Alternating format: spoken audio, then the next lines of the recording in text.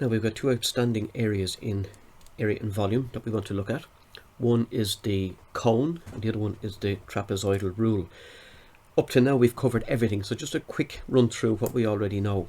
First of all, we've covered how to get the area of regular and irregular two-dimensional shapes. Usually when you're dealing with two-dimensional shapes, the irregular shapes can be broken up into regular ones. So we looked at that in class. So that's breaking, say, something that has been composed of two triangles and a rectangle into the separate triangles and rectangle, working out their area separately and then bringing them back together at the end. For sectors of a circle, which I think we finished on, we need to know the angle at the center of the sector. Now that angle then will represent a part of a circle, and a part is a fraction.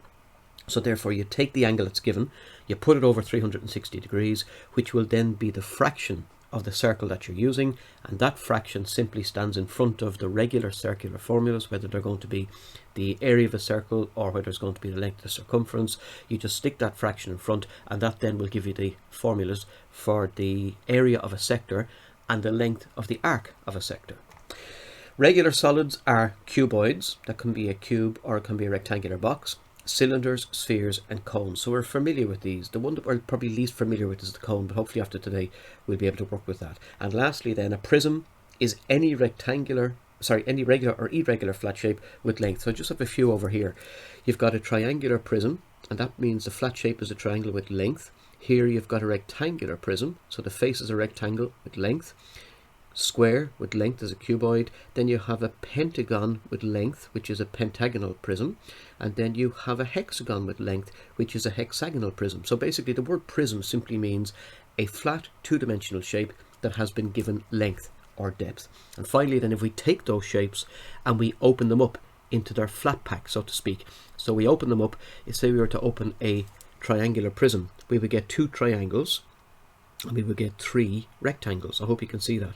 Likewise here, if we were to open a rectangular prism, like open a box for example, we would have 1, 2, 3, 4, 5, 6 rectangles to worry about. So that's called a net. When you open something, it's the two-dimensional shape you would get if you were to flatten these things. So just flatten the three-dimensional structure down into its two-dimensional regular shapes.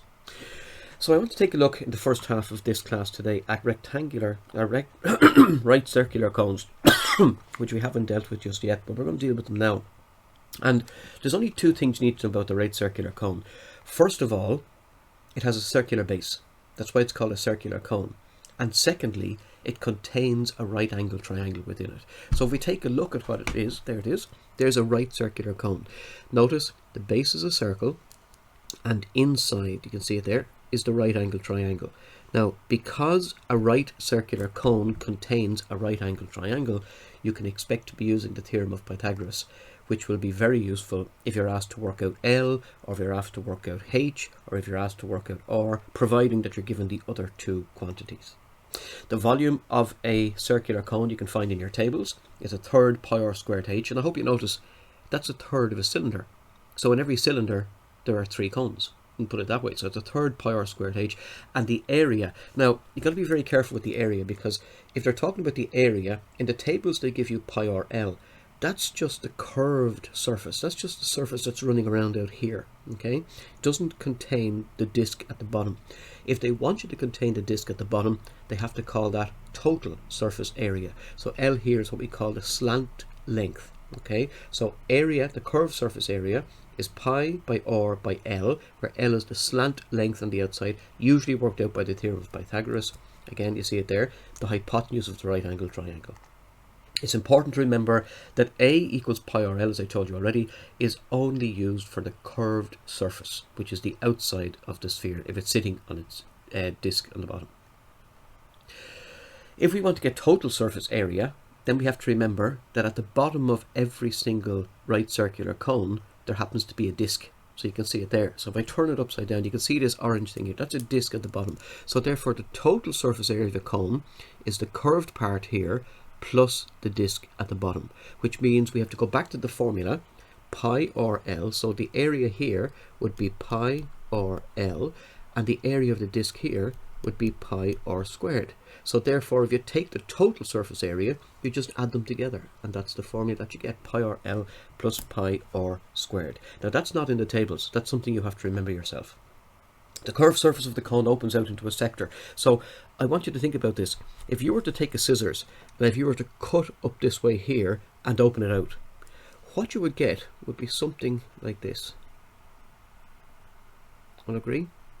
Something similar to that. So if you were to roll it, and I suppose there's a diagram in your book there, if you were to roll the curved surface around, you'd get a sector. Okay, so you get a sector, something similar to this. There's a better drawing than what I have up here. So if we were told to draw the net of a right circular cone, easy, disc first, and then remember, you cut up this way here and you open it out flat, which gives you the sector of a circle. And we've already dealt with sectors of circles. We know that if we're dealing with the area or we're dealing with the length of the arc, we just get the fraction of the angle that's involved over 360 and put it in front of the regular circle formula. So let's take a look at a question.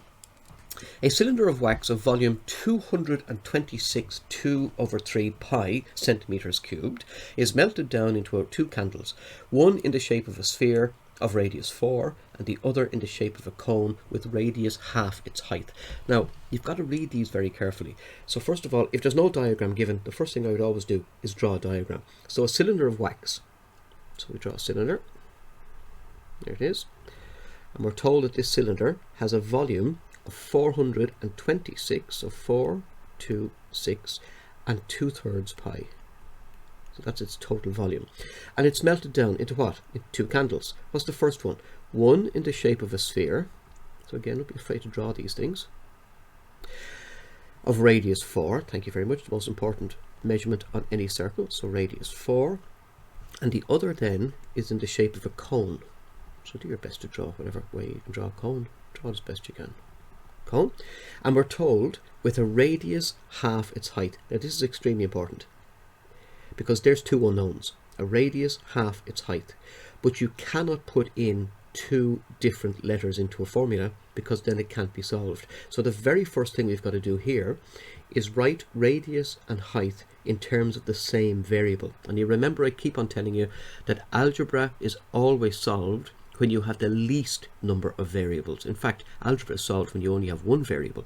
So in this case here, if the radius is half its height, doesn't that mean that the height is equal to 2 radii? So don't use the fractions, stay away from fractions. Radius half its height, so therefore the height will be twice the radius. So now we know exactly what h is in terms of r. So now we know, now you've got a cone of radius r and of height 2r. So notice the same variable. Assuming that no wax is wasted in the melting process, calculate the dimensions of the cone. Now let's think about that. If that's the full volume, and that's the volume of the sphere, then the volume of the cone must simply be whatever's left over when you take the volume of the sphere away from the cylinder. So just to draw that pictorially, the cylinder minus the sphere will leave me with the volume of the cone. And we want to calculate the dimensions. So we already know that this is 426 2/3 pi minus, and we're going to work out what the volume of the sphere is now, 4/3 pi r cubed, and that's equal to, as we already know, we know the volume in terms of the formula, 1/3 pi r squared h. Now we'll write that again because h has a value of 2r, we'll put that in a moment. So 426 2/3 pi minus, let's start filling in some figures here, 4/3 pi by 4 cubed, because that's the radius of the spheres I told you up here already, and that's equal to 1/3 pi r squared by h over here, 2r, because remember we said the radius is half its height. Okay, so you'll notice straight away everything contains pi. If everything contains pi, you can cancel it with no problem whatsoever. And now we can do a bit of calculation. So 426 and 2/3 minus, what's 4/3 by 4 cubed? That would be 256/3 is equal to, And over here, you'll notice 2r cubed over 3. So again, you'll notice they're all thirds, so you can cancel a 3, no problem. So when it gets down to being smaller equations, you can see where things begin to cancel. So now we end up with 852, because when you multiply 426 by 2, minus 256 is equal to 2r cubed. Happy days, we only got the one variable. So to solve this, 852 minus 256 over 2 equals r cubed. Now I always tell you, manipulate before you calculate. So always do your manipulations before you calculate. So that means then that we're going to get the cubed root of 852 minus 256 over 2 in order to get r. And if you do that on your calculator very quickly, you'll discover r is 6.68 centimeters. So if the radius is 6.68, we want the dimensions of the cone, so therefore the height is going to be twice that, and the height is going to be 13.36 centimeters.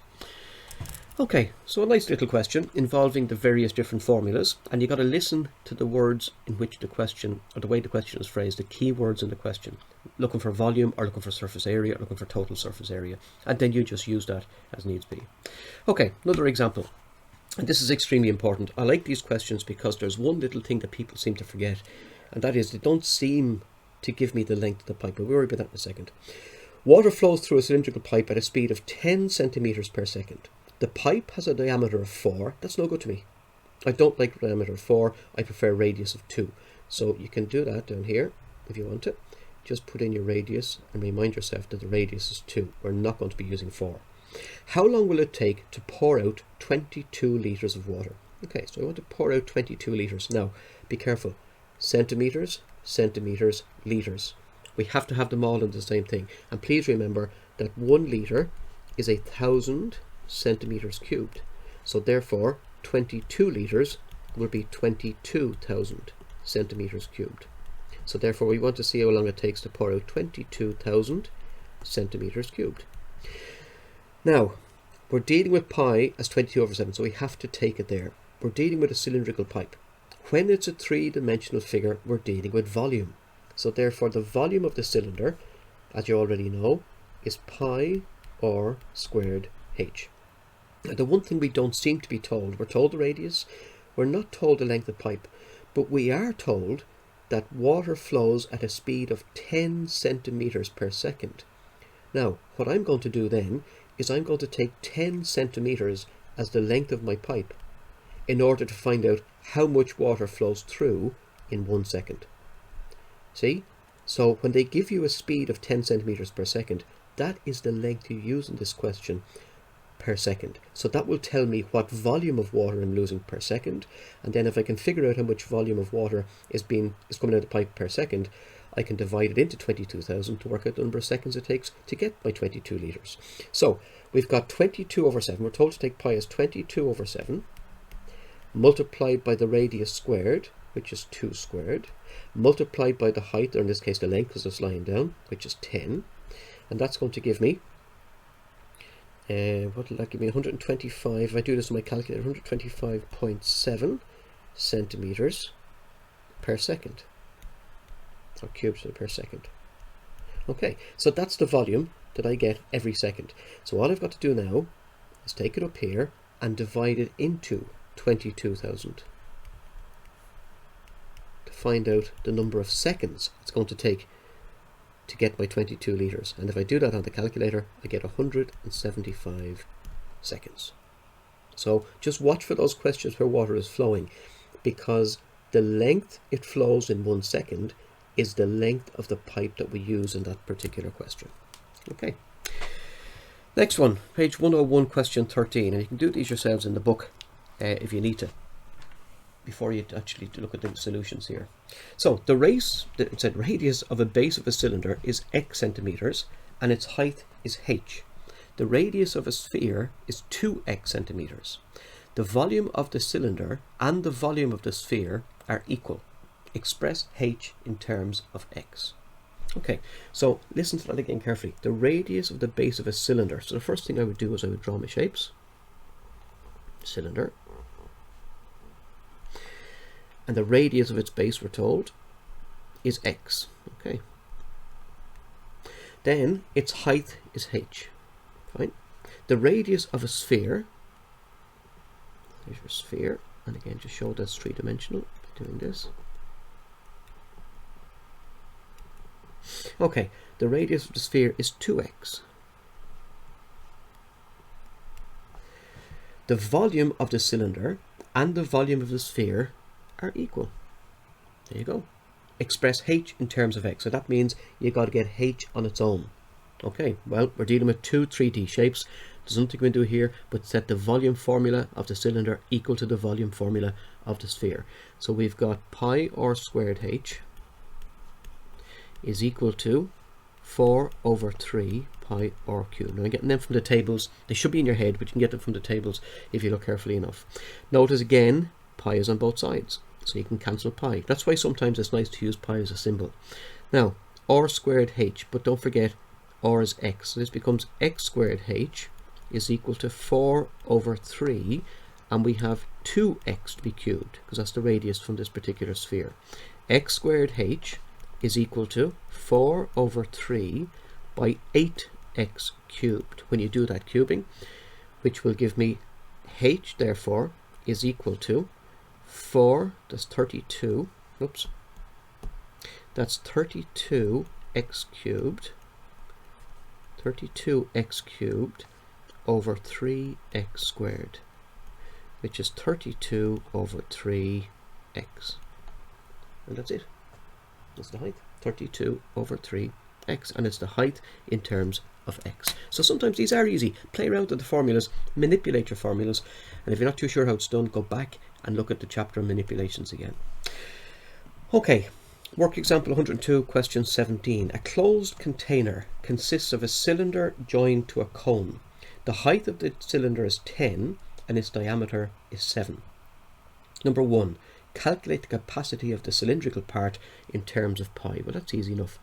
V, which is volume, because capacity, by the way, is another word for volume, don't forget that. So we want the capacity of the cylinder. Well, what's a cylinder? Pi r squared h. And we want it in terms of pi, so you leave pi alone. So what are we told? Look at the cylinder here.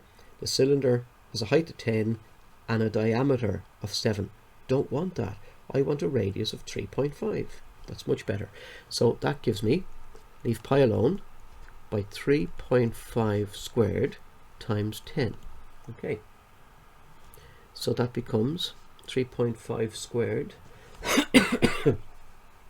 multiplied by 10 is 122.5 pi centimeters cubed.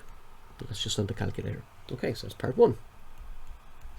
Part 2. The vertical height of the cone, given that its capacity, find the vertical height of the cone, given that its capacity is 1/5 of the capacity of the cylinder. Now they're telling you straight away, again, volume.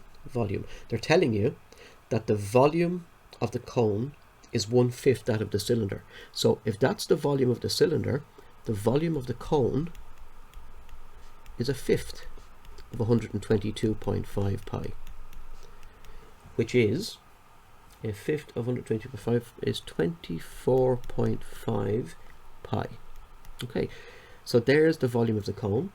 Now, what are we told? The vertical height, find the vertical height of the cone. So we set the volume of the cone to its formula, 1 over 3 pi r squared h equals 24.5 pi. See that? So you're setting equal again, pi on both sides, so you can cancel them.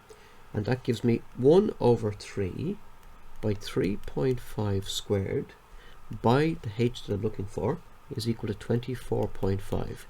And now we can work that out very quickly. By manipulation, h is equal to 24.5 times 3 all over 3.5 squared. So we're just manipulating this formula here to get h. And if you worked it out in your calculator, that happens to be 6 centimeters. Okay, so that's 6 centimeters in terms of the height of the cone. Okay, part 3. Calculate the volume of the water in terms of pi in the container when its depth is 13. Now we've got to think about that for a moment, and that's going to use a diagram very quickly here. So that's this way. So let's just take a look at that. What are we told? The height of the water, the depth of the water is 13. Now we've just worked out that the height of the cylinder and the height of the cone. So we know that the height of the cone is 6. So if the depth is 13, that means the water must go up another 7. See that? So now what do we want? We want the volume of water. So look at what it is. It's the cone, the full cone. So full cone plus the cylinder whose height is now 7. So now you've got a cylinder with height of 7, which is pi r squared h. But this time you've got to use h as 7.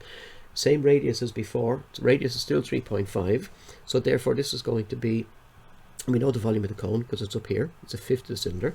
So it's 24.5 pi plus pi by 3.5 squared times 7. Okay, that's going to give me 24.5 pi plus, and if you work this out in your calculator, 85.75 pi, which comes out as 110.25 pi centimeters cubed. Okay, now part 4. Find or calculate the height of the water in the cylinder if the container were inverted. Now if we invert just means that you turn upside down. Now the cone is up here and the cylinder is down here, so we're inverting it.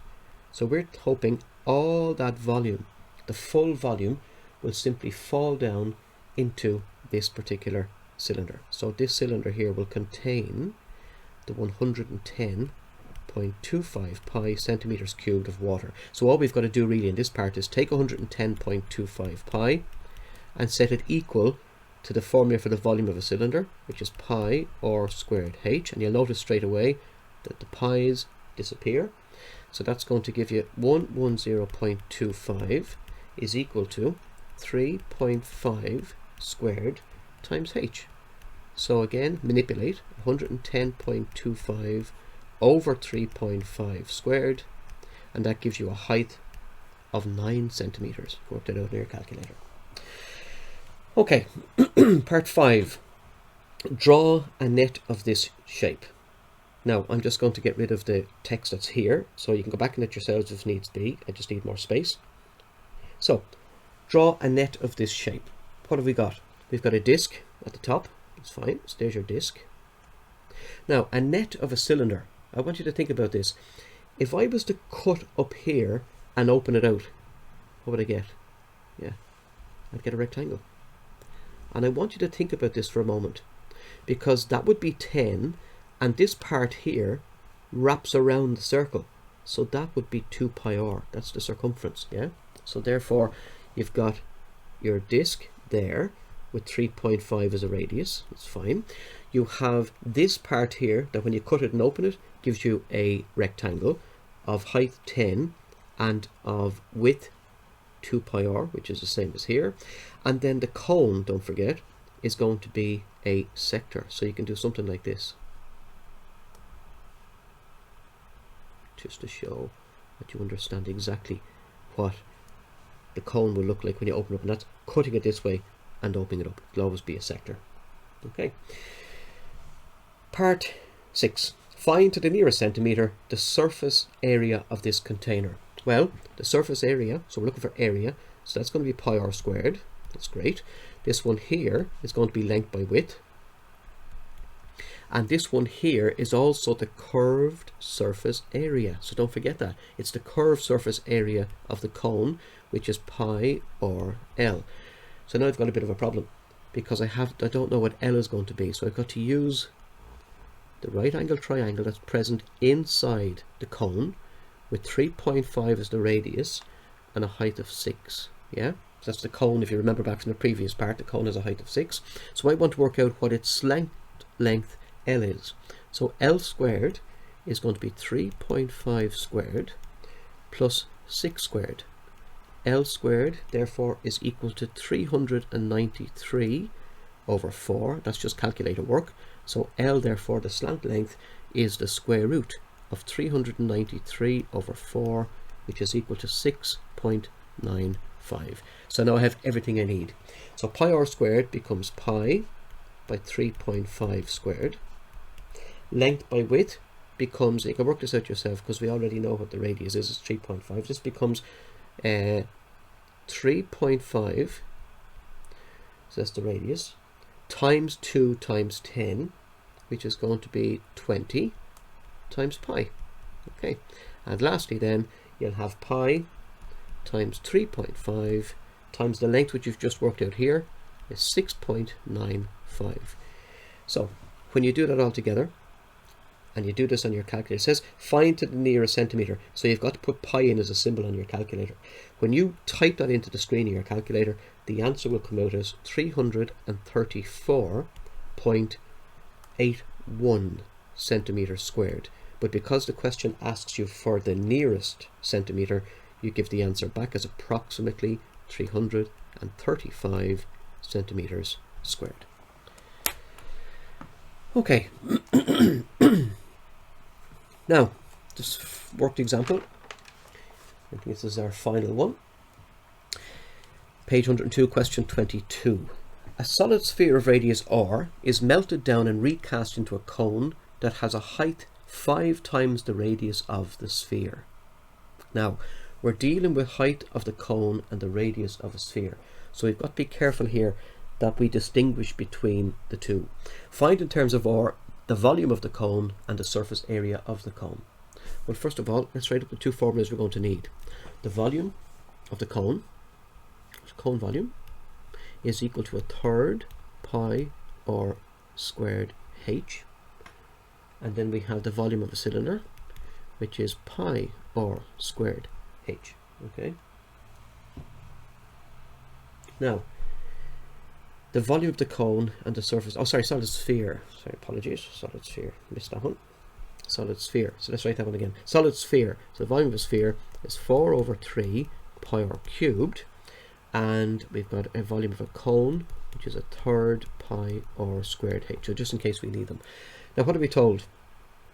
We're told a solid sphere is melted down and recast into a cone, so these two are going to have exactly the same volume, so we can equate them. 4/3 pi r cubed is equal to 1/3 pi r squared h. Okay, then it says find in terms of r the volume of the cone and the surface area of the cone. But what else do we get? We've got height 5 times the radius of the sphere. So let's just take a look at these. So there's your sphere of radius r, and here is your cone. Now, here's the difficulty. What do we call? We know that the height here is 5 times the radius of the sphere. So this is 5r. But what do we call this radius here? Because it's a different radius, I'm simply going to call it r1. Okay? So I'm going to call it r1. And all we've got to do then is go back up here and equate these with these symbols. So that means that we will have 4/3 pi r cubed is equal to 1/3 pi r1 squared, so that's the radius of that, times the height, which is 5r. See? 1/3 and 1/3, pi and pi, things begin to cancel nicely. So we end up with 4r cubed is equal to r1 squared by 5r. Now I want to work out the volume of the cone in terms of r, the volume of the cone. So that means I want to manipulate this thing to get r1. See that? I want to get that on its own. So 4r cubed over 5r is equal to r1 squared, which means the square root of 4r squared over 5 is equal to r1. Or another way to write that down, the square root of 4/5r is equal to r1. So now I have at least the radius. I know what r1 is in terms of r. So again, it goes back to algebra that you've got to make sure that you have one variable and one variable only. So I now know that r1 is the square root of 4/5r. And I'm going to use that instead of using this. That is not what I'm going to use anymore.